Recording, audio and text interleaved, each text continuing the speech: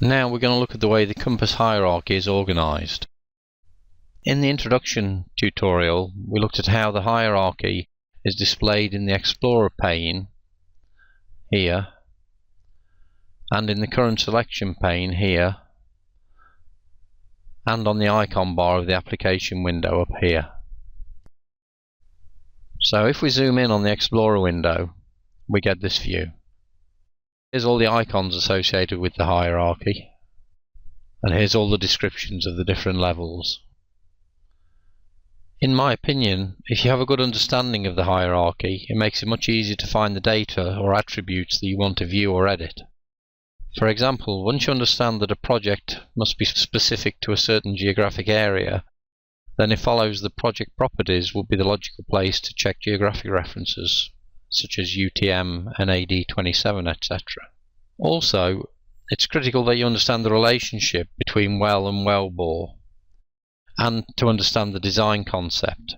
Notice there are 4 different types of design, and notice each one has a different icon. While we're looking at the compass hierarchy, we should also look at naming. The first thing is that you need to consider the levels in compass and determine how best to fit your local naming requirements to them.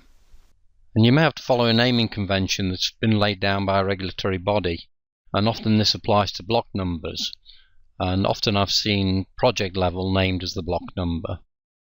Often the regulatory body will dictate wellbore names.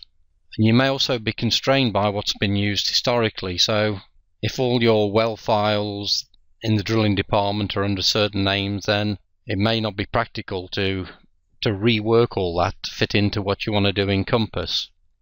Also, you may want to align your naming with another department within your organization, so you may want to align with the G&G group. Don't underestimate the value of a robust, consistent, logical and informative naming convention. And there's more on this in the tutorial on naming and in the tutorial on virtual folders. Let's go into compass.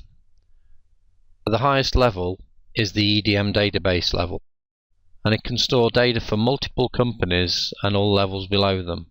So a multinational operator may have individual companies for each country or business unit that they operate in, so their structure may look something like this. And the data for all these companies may be held in this one database. You can't create a new database or change its attributes from within compass. And notice that this icon only appears in the Explorer pane window. It's not in the current selection window over here, nor is it on the icon bar.